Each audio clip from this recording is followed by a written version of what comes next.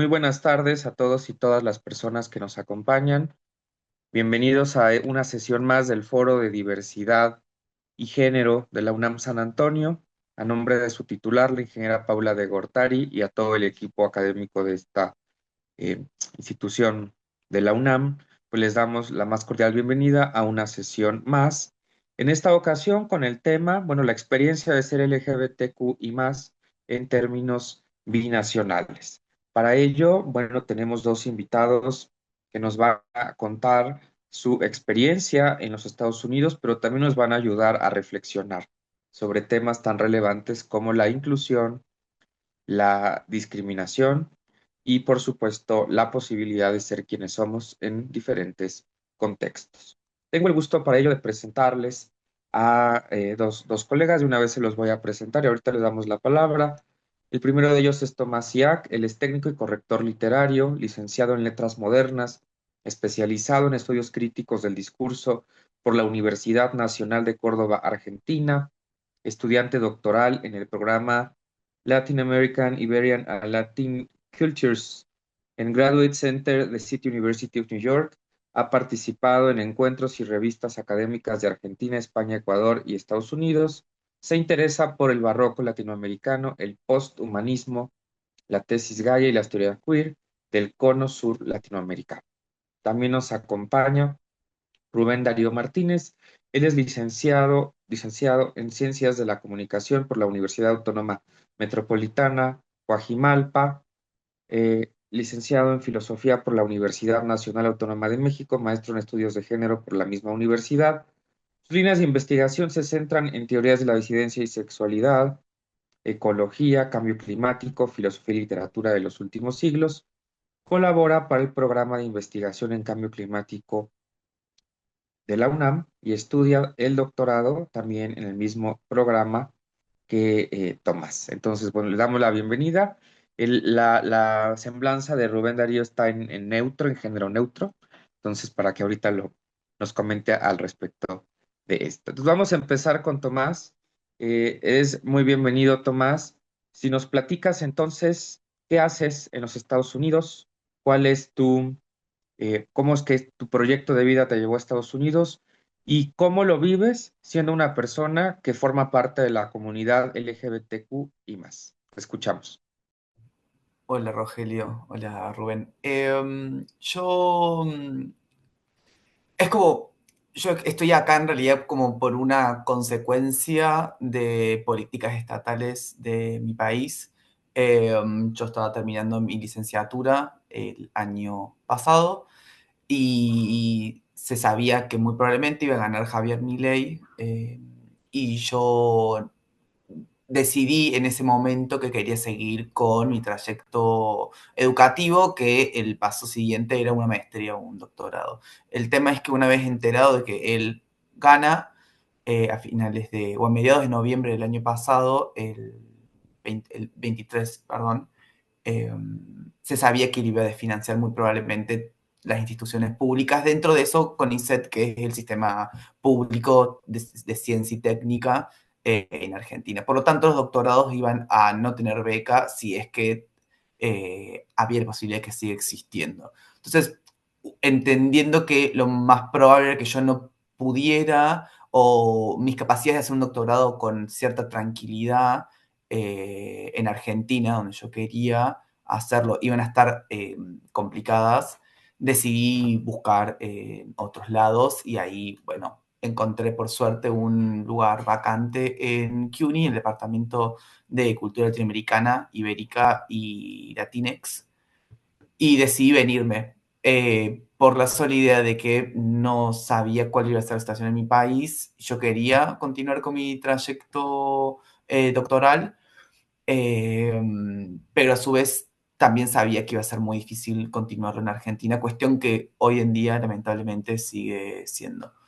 Por lo tanto, yo vengo acá como persona queer, llego, y la verdad que es todo un cambio. Me parece que al menos Darío y yo vivimos en Nueva York, en Estados Unidos, Y si bien es una ciudad diversa y dentro de lo que cabe a Estados Unidos, es de los estados más abiertos en términos de disidencia sexual y de políticas para disidentes sexuales, no deja de ser un territorio más o menos, al menos para mí, difícil de habitar, en términos de cómo terminar de encajar, sobre todo porque uno llega acá como latinoamericano, como al menos yo, argentino del Cono Sur.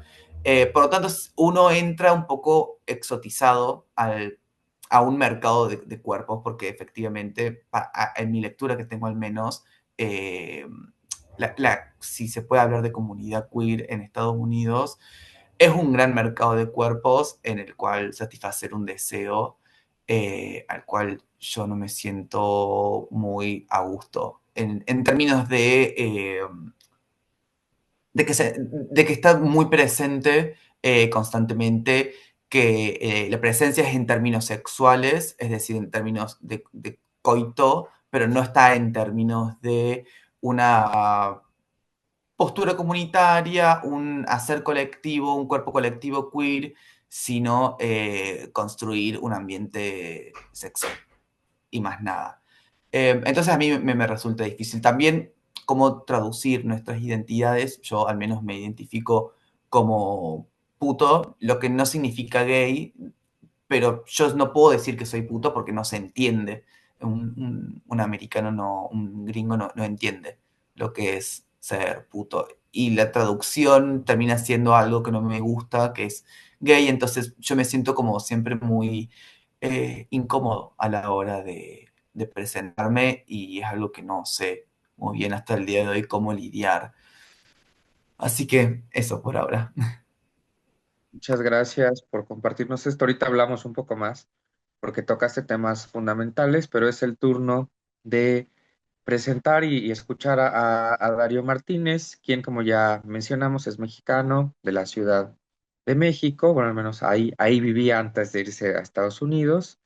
Y bueno, ¿cómo llegaste a esta experiencia binacional y cómo la vives desde una posición que no es la heteronormada, a la que a veces pues nos quieren, ¿verdad? Encasillar socialmente. Adelante, te escuchamos. Sí, un poco, en mi caso, no es tan similar como a la de Tomás en cuanto a que había ciertas políticas que tal vez no permitirían que continuara estudiando doctorado en México. Creo que las condiciones son tal vez un poco mejores. Lo que sí es cierto es que, o sea, uno de los motivos por los cuales decidí venir a estudiar a Estados Unidos, aplicar y todo esto, sí fue como un hartazgo de la academia mexicana en cuanto a sus modos de operar institucionales, ¿no? Y por otra parte, pues se dio la oportunidad. O sea, tengo un compañero que, bueno, que trabaja como tal en UC San Diego. Y él un día me dijo, pues, ¿por qué no lo intentas? Obviamente es otro ambiente, es otras personas, en fin, ¿no? Entonces, pues decidí aplicar y aquí estamos. Obviamente también me iba a enfrentar a algo que, o sea, yo no hacía previamente, que es estudios literarios como tal, porque estoy en un programa en el cual hay una formación muy fuerte en literatura o lo que se puede entender por ello, y otro componente que es sociolingüística. Entonces, como que es un área que yo no estaba explorando tanto hasta estos semestres. Y digamos que ese es como el desafío académico que me enfrento ahora, ¿no? Y nada, la verdad es que me gusta, siento que he estado aprendiendo demasiado de mis compañeros, en fin. Y pues nada, agregaría que también una de las cosas que me entusiasmaba es que si bien la Ciudad de México es una ciudad donde también hay un flujo migratorio de, o sea, tanto del país como de, no sé, como Centroamérica, algunas otras partes de América Latina y fuera del continente. Creo yo que la ciudad de Nueva York nos ofrece, o bueno, a mí me ofrece como una oferta, bueno, una oferta más bien. Hay como una diversidad de culturas con las cuales podemos convivir diariamente, ¿no? Y creo que eso enriquece mucho la experiencia más allá de dónde vengamos, ¿no?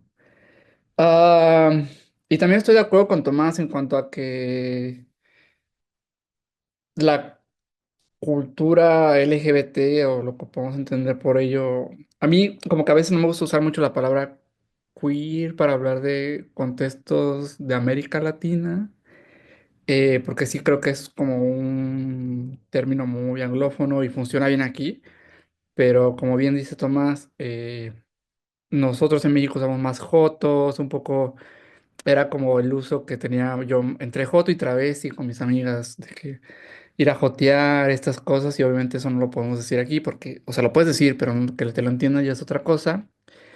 Y lo otro es, como decía Tomás, si bien compartimos un espacio, hay muchas personas aquí disidentes sexuales, en fin, hay mucha diversidad sexual, por así decirlo.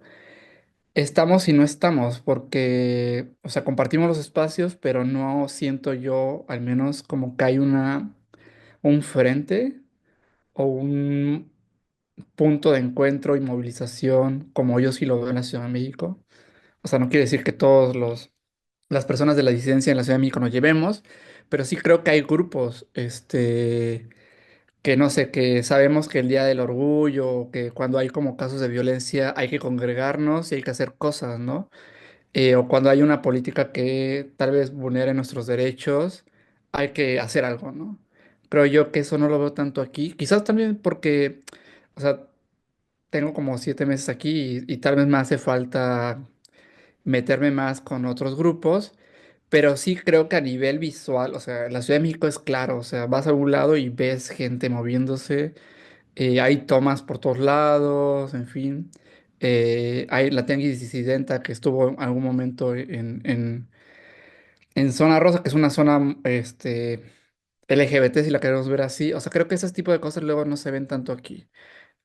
Por muchos factores, ¿no? También es una ciudad muy turística. eh, y bueno, eso, de entrada. Muchas gracias. Pues vamos a la segunda pregunta y más bien tiene que ver con esta experiencia binacional. Entonces vamos con Tomás. Tomás, ¿qué significaba para ti ser una persona disidente o la diversidad sexual en Argentina? ¿Y qué significa para ti serlo ahora en Estados Unidos?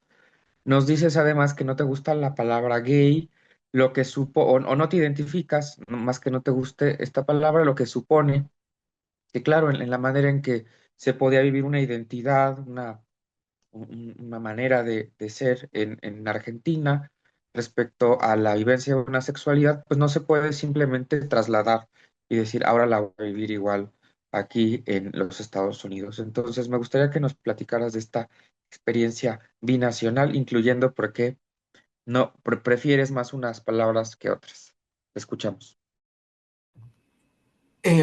Sí, para mí es como difícil un poco esto. Me parece que también el yanqui tiene una costumbre de preguntar por pronombres, por sexualidad. Tienen como, al menos las personas con las que yo me junto o he conocido, suelen tener una serie de preguntas de inicio eh, que suelen ser medias iguales para todos, desde nombre de nacionalidad hasta pronombres y sexualidad.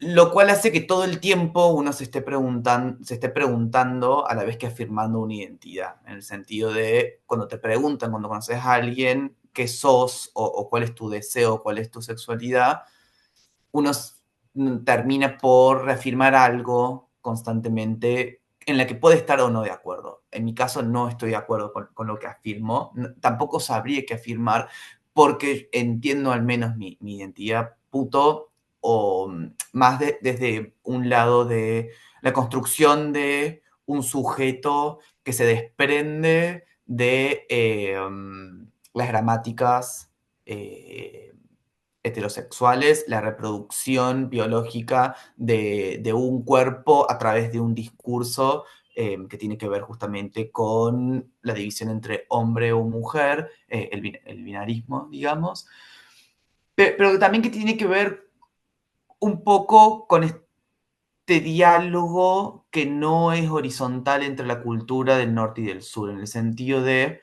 el gay ingresa en el discurso latinoamericano no como una figura eh, que viene a nombrar algo no existente, sino que viene a borrar lo ya existente. En el sentido de cuando se habla de lo gay, se termina de alguna manera, borrar las identidades travestis, pero también, por ejemplo, las identidades muxes, también las IR en India, como que había otras formas de clasificar o identificarse, de construir otras identidades en América Latina que el sintagma gay termina un poco de borrar. Entonces todo es bajo un parangón que los estudios del norte y el discurso del norte nos terminan imponiendo como que o sos gay o sos heterosexual. Y dentro de lo gay hay algunas dinámicas, algún abanico de opciones para elegir. Entonces, mi posibilidad de nombrarme como puto tiene que ver con, obviamente, distanciarme de las gramáticas, pero también un movimiento decolonial, si se quiere, en los términos de salirse de eso que se impone de una afuera y que no permite una posición de identidad desde la propia existencia del sujeto latinoamericano.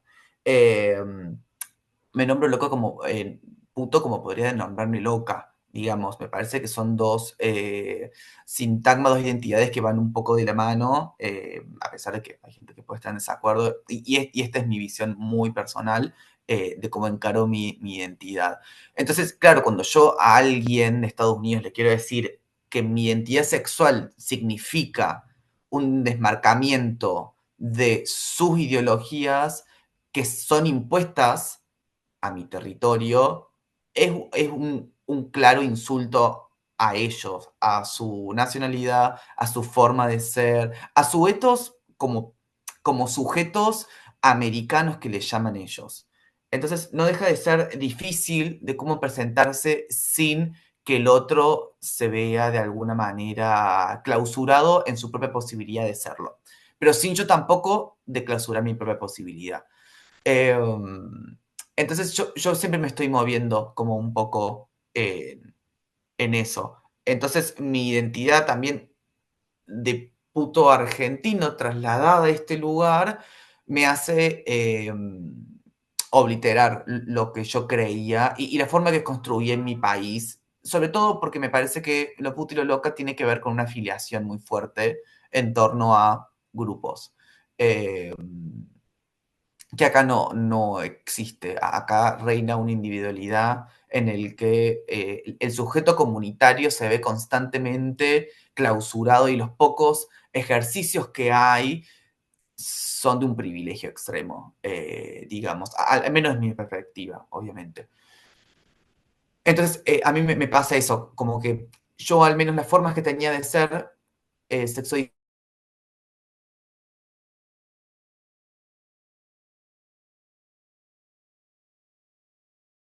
unión con el otro, de posibilidad de marcha, de posibilidad de pensar una revolución, o al menos no, no revolución en términos grandilocuentes de derrocar un Estado, sino de poder instaurar al menos otra óptica de lo pensable y de lo vivible para nosotros como sexodisidentes. Que acá me parece que está bastante clausurado, me parece que es muy difícil, sobre todo, por ejemplo, las políticas de Trump que afectan directamente y no hay nada más que alguna que otra página de Instagram subiendo un post o una historia diciendo está mal, lo cual sí, pero en términos estructurales no termina generando nada. Entonces, esa forma de organización eh, comunitarias, horizontales, que hacen también un cuerpo colectivo, comunitario y horizontal en el cual pensarse al cuerpo nacional, me parece que se ven un poco clausuradas en este lugar. Y ese es capaz mi problema con la sexo disidencia, al menos neoyorquina, digamos, que es la que yo conozco o me muevo. Muchas gracias, Tomás. Darío, también ha sido tu experiencia este vivir una individualidad, preguntarse por la colectividad. Aún así, en México, por más que exista zona rosa o que aparentemente haya espacios de tolerancia. Vivimos una homofobia y una transfobia terrible, una violencia muy profunda hacia personas que no entran dentro de la norma heteropatriarcal. ¿Será que es más fácil vivir estas identidades en Estados Unidos, o al menos en Nueva York, o ha sido más difícil? Cuéntanos un poco más tu experiencia en contraste de cómo vivías en México, esta parte de tu vida y cómo la has vivido en Estados Unidos. Ok, creo yo que son un poco similares en cuanto a que son ciudades muy grandes que se mueven sobre todo por la generación de dinero. O sea, toda la gente que viene aquí es por el turismo, bueno, una parte, pero igual todos los negocios que hay aquí, en fin, ¿no? La Ciudad de México también está llena de negocios. Creo yo que todo el mundo está como en su onda. Y yo más bien vería una diferencia más marcada, como donde yo nací y crecí, que es Guerrero, a estas grandes ciudades. En el sentido de que s- lugares más pequeños, la gente tal vez prestan un poco más de atención a la vida privada y particular de cada sujeto. No digo que no pase, pero sí siento o sea, no he visto como, o sea, no podría decir como que aquí en Nueva York es más seguro o hay menos homofobia o lo que sea, como tampoco podría negarlo en la Ciudad de México. Lo cierto es que también creo que depende mucho de las lecturas que hagan, porque, o sea, al menos a mí, creo yo que la mayoría de la gente que no me conoce y que me encuentro en la calle puede hacer dos lecturas. Una es que soy un turista o la otra es que soy un inmigrante. Entonces, regularmente cuando eres un turista no les importa, o sea, no les importa en el sentido de que, o sea, solo estás de paso. Y si eres un inmigrante, pues bueno, ahí sí estás en más preguntas. Pero hasta eso, creo que como el círculo donde me estoy moviendo, que es Manhattan, que es donde la zona de más turismo, a una zona de Brooklyn que se llama Bushwick, donde de alguna manera es más liberal, no sé, una zona más queer friendly, por así decirlo. Creo que eso se presta a que no haya como actos de discriminación por mi sexualidad y esto. También hay que decir que creo yo que también esto parte de cómo te leen corporalmente y bueno, el invierno pues también a mí me obliga a taparme. Entonces como que tampoco soy una persona que visualmente creo yo, hagan unas lecturas como, bueno, esta persona a lo mejor es un joto o lo que sea, pero siento yo, o sea, como que paso ahí como desapercibido, yo creo.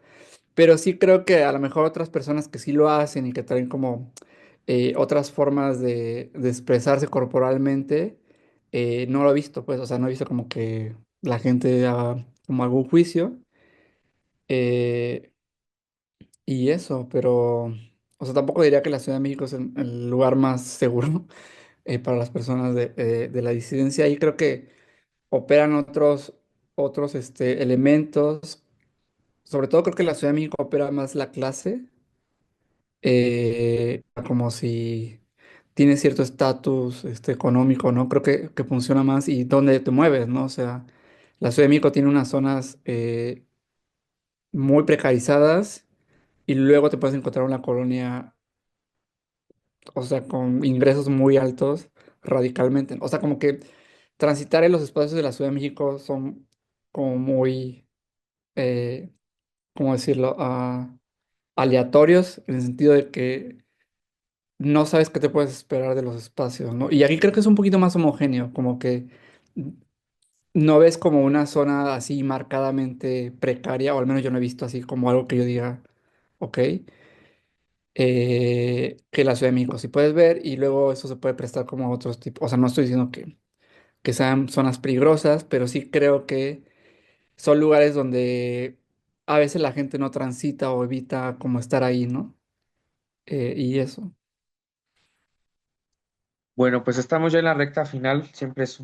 Nos quedamos con muchas preguntas, pero bueno, nos ayuda mucho al menos empezar este diálogo y abrirlo y esperemos que lo podamos continuar pronto. Pero les quisiera preguntar qué les recomendarían a personas de la diversidad sexual, personas disidentes en sus identidades, que tienen pensado pues irse a estudiar a Estados Unidos, continuar un proyecto de vida un poco como lo que ustedes hicieron. ¿Qué les hubiera gustado que les dijeran? ¿Qué les hubiera gustado que les recomendaran? Y bueno, si quieren agregar algo más, sería muy, muy importante escucharlos. Nos vamos con Tomás y luego cerraremos la ronda con Darío. Adelante, Tomás. Yo creo que lo principal sería plata, como más que eso, no hay que pensar, pero sí me parece que algo que al menos a mí me pasó, eh, que el ingreso a la sociedad norteamericana está muy dado por lo bien pensante. Digamos, hay ciertas cosas que no pueden ser pronunciadas en ningún momento ni ocasión. Por ejemplo, travesti. En Argentina, al menos travesti es una palabra, depende cómo se use, obviamente, puede ser usado en términos muy peyorativos, pero hay un tono eh, de, de respeto, sí, de un respeto y de una necesidad de poder pensar esa sexualidad como una sexualidad válida, pero a la vez que comporta ciertos rasgos que hacen que sea, no quiero sonar mal, y quiero ser como cuidadoso con mis palabras, pero sí, yo diría como de respeto. A mí me causa capaz mucha admiración ver a esos sujetos. Y el nombre no es un... Usar el nombre travesti no significa que se esté insultando, sino que se está como ensalzando a una persona. Tiene otro tono, que acá es algo completamente peyorativo, algo que encima significa completamente lo contrario a nosotros. Entonces hay que ser muy cuidadoso con el uso de los registros sexodisidentes, al menos acá. Sobre todo porque han tenido una historia de esclavitud y de tortura muy fuerte, pero que no ha sido acompañada con una política de memoria, que me parece que es la diferencia con la mayoría de países latinoamericanos, que sí son acompañados con procesos de memoria. Como por ejemplo en Argentina, así muy rápidamente, el Archivo de la Memoria Trans. Incluso hay sindicatos para trabajadoras sexuales travestis. Hay una serie de políticas que acompañan y que usan ese nombre que antes era un insulto para transformarlo en otra cosa, que acá no. Entonces, me parece que eso está muy bueno saberlo, porque al principio puede ser capaz medio difícil entender. Incluso también temas raciales que para nosotros no hay capaz, digo nosotros como latinoamericanos, obvio, pero ciertas palabras que pueden ser muy fácilmente pronunciadas y se entiende que no es algo malo y que acá es algo completamente malo y completamente erróneo. Eh, que también es otro problema, ¿no? Uno tiene que medir constantemente las palabras, pero me parece que el estadounidense es alguien que mide constantemente las palabras y lo que dice, y no es tan, es una persona muy deliberativa, al contrario de nosotros. Eh, entonces me parece que eso es capaz lo único en Nueva York, pero sí, obviamente hay lugares en los que existir como persona LGBTQIA+, o puto, o joto, o como el síntoma que queramos usar, es extremadamente difícil. Entonces uno tiene que asegurarse de saber a dónde va. Eh, Uno no puede decir, me voy a Estados Unidos, es un lugar libre y bueno para la sexodisidencia. Me parece que sería muy erróneo y hasta muy peligroso, porque hay lugares que son muy peligrosos para personas como nosotras estar ahí. Entonces, me parece que es ambas. Si vas a California o Nueva York, es excelente, es como los dos espacios, pero hay otros lugares en los que no, y uno tiene que cerciorarse y preguntar y googlear, y de última, si necesita llamar gente que vive por ahí cerca o contactarse con gente que pueda conocer, tiene que hacerlo porque no es tan simple, pero porque tampoco hay y para mí el problema es eso, no hay un sentido de comunidad ninguno en esto que es la comunidad LGBTQIA más en Estados Unidos, por lo tanto no suele estar acompañado por un acompañamiento, por una ayuda, que capaz en América Latina incluso lo podés tener de gente heterosexual, eh, que acá no, porque hay lugares que no se puede existir como sexo disidente. Entonces, creo que sería eso. Muchas gracias, Tomás. Un gusto haberte escuchado. Y ahora vamos con Darío, que nos cuente qué le hubiera gustado saber, qué le recomendaría a las personas que por alguna decisión personal, vital, académica, pues van a continuar su vida en Estados Unidos, tal vez temporalmente, tal vez por mucho más tiempo, pero que además lo tienen que combinar con esta disidencia en sus identidades. Te escuchamos, Darío. Sí, igual estoy de acuerdo con Tomás de que uno tiene que cerciorarse a dónde va. Eh, Afortunadamente creo que Nueva York es como una ciudad muy accesible en cuanto a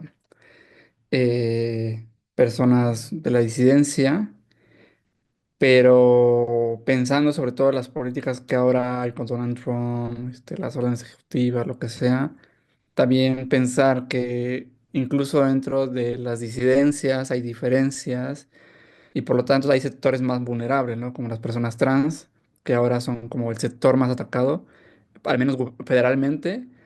Y tener en cuenta eso, ¿no? Que hay lugares, al menos ahora en Estados Unidos, donde federalmente y políticamente un grupo debería, ¿no?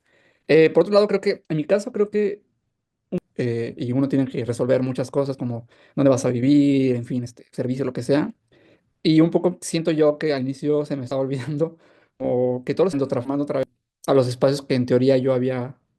La gente se lo olvida a veces y no le importa si eres gay o otro lo que sea, sino. Y no les importa en el sentido de que al final siento yo que en la forma en la que te nombran, pues como que están deslegitimando ciertas identidades, pero a la vez como yo quería resolver otras cosas, se me había olvidado que, bueno, o sea, lo de no binario, ¿no? Porque bueno, todo el mundo te lee como hombre y pues bueno, eso y pues hacer como eh, redes de apoyo, creo que eso siempre es importante. Sobre todo porque ahí ya puedes compartir experiencias con otras personas. Creo que igual no vives aisladamente. De alguna manera los espacios que yo comparto en la escuela todos son muy heterosexuales, salvo cuando estoy con Tomás y con mi otra amiga Georgie. Digamos como que ahí salgo un poco, ¿no? Pero fuera de eso, todo el espacio es heterosexual. O sea, y la forma en la cual se habla en esos espacios es muy moderada, es como muy correcta, como no hay que hablar de sexo porque esto es mal visto, en fin, ¿no? Y creo que eso merma un poco la experiencia que yo tenía antes, ¿no? O sea, como que yo ya había pasado por ahí y era como otra vez empezar. Y pues eso, hacer como alianzas con otras personas, igual uno va aprendiendo qué espacios se siente más cómodo o lo que sea, ¿no? Eh, pero eso, yo creo que diría más bien que siempre, o sea, averiguar a dónde va uno, y hacia dónde se puede mover en el sentido de con quién puede generar ciertos lazos afectivos, ¿no? Bueno, pues ha sido un gusto tremendo escucharlos a Tomás y a Darío en esta sesión del Foro Internacional de Género y Diversidad de la UNAM San Antonio. Recuerden que pueden seguir todas nuestras sesiones a través del canal de YouTube de la UNAM San Antonio. Y bueno, los esperamos, las esperamos, les esperamos muy pronto en nuevas sesiones. Y bueno, pues agradecemos de nuevo a quienes nos acompañaron el día de hoy y pues nos vemos muy próximamente. Muchas gracias, muy buenas tardes.